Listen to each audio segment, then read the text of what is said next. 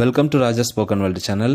பல சூழ்நிலைகளில் இங்கிலீஷில் பேசுவதற்கு தேவைப்படக்கூடிய அருமையான 10 ஸ்போக்கன் இங்கிலீஷ் சென்டென்சஸ் தான் இந்த வீடியோவில் நம்ம டிஸ்கஸ் பண்ண போகிறோம்.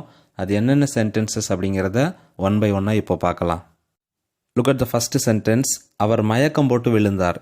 இந்த சென்டென்ஸை இங்கிலீஷில் he fainted and fell down அப்படின்னு சொல்லலாம். he fainted and fell down.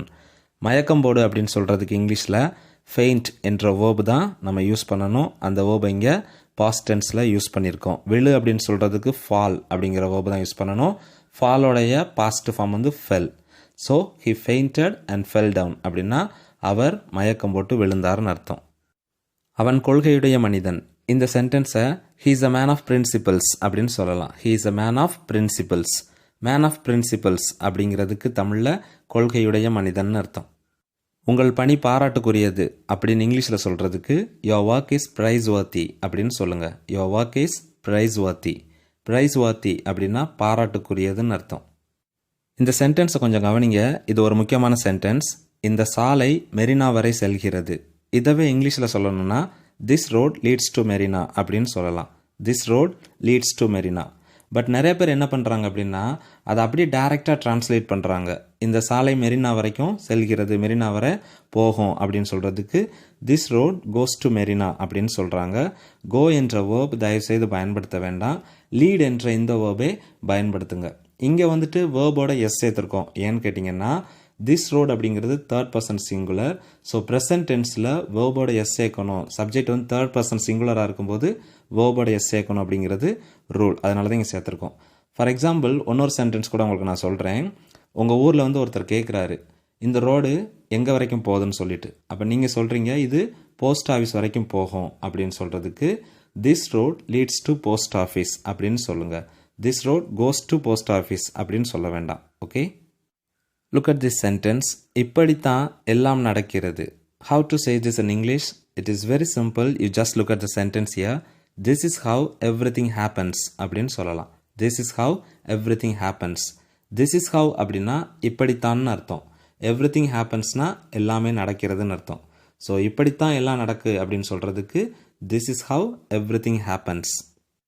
அவன் ஒரு விசித்திரமான ஆள் அப்படின்னு சொல்கிறதுக்கு he is an eccentric man அப்படின்னு சொல்லலாம். he is an eccentric man. விசித்திரமான என்ற தமிழ் வார்த்தைக்கு இங்கிலீஷில் நாம் பயன்படுத்தக்கூடிய வேர்ட் eccentric அப்படிங்கிறது தான். ஸோ ஒரு சென்டென்ஸ் கற்றுக்கிற போது நம்ம ஒரு சென்டென்ஸ் மட்டும் கற்றுக்கறல, அதோடு சேர்த்து ஒரு vocabularyயும் இங்கே கற்றுக்கிறோம். ஓகே, உன்னுடைய நீலி கண்ணீரை நிறுத்து அப்படின்னு சொல்கிறதுக்கு ஸ்டாப் யுவர் crocodile tears அப்படின்னு சொல்லலாம். Stop your crocodile tears. இங்கே வந்துட்டு இந்த நீலி கண்ணீர் அப்படிங்கிறது எதை குறிக்கும் அப்படின்னா ஒருத்தங்க வருத்தப்படுற மாதிரியே நடித்து தன்னுடைய அழுகையை வெளிப்படுத்துவாங்க. அப்படி போலியான அந்த அழுகையை தான் நீலி கண்ணீர் அப்படின்னு சொல்லுவாங்க. ஸோ உன்னுடைய நீலி கண்ணீரை நிறுத்து அப்படின்னு சொல்கிறதுக்கு ஸ்டாப் யுவர் crocodile tears. நீ இந்த அரிசியை புடைத்தாயா? இந்த கேள்வி எப்படி இங்கிலீஷில் கேட்குறது? இங்கே கவனிங்க. Did you winnow this rice அப்படின்னு கேளுங்க. Did you winnow this rice? புடை அப்படிங்கிற வேர்டுக்கு இங்கிலீஷில் பயன்படுத்தக்கூடிய வேர்ப் வினோ அப்படிங்கிறது தான். இப்போ இந்த புடைத்தல் அப்படிங்கக்கூடிய இதை சொலக பயன்படுத்தி தான் செய்வோம், அல்லது அதுக்கு பேர் முரம் அப்படின்னு சொல்லுவாங்க. ஸோ முரம் அல்லது சொலகு அப்படிங்கிறதுக்கு இங்கிலீஷில் வினோவர் என்ற வேர்ட் இருக்குது, அதை பயன்படுத்திக்கோங்க. வினோவர். சிந்தாமல் சிதறாமல் வை. இதவே keep it without spilling and scattering அப்படின்னு இங்கிலீஷில் சொல்லலாம். Keep it without spilling and scattering. Without spilling அப்படின்னா சிந்தாமல்னு அர்த்தம். வித்தவுட் ஸ்கேட்டரிங் அப்படின்னா சிதறாமல்னு அர்த்தம். ஸோ இங்கே வந்துட்டு சிந்தாமல் சிதறாமல் வை அப்படின்னு சொல்கிறதுக்கு keep it without spilling and scattering அப்படின்னு சொல்லலாம். Dear friends, this is what the last sentence in this video.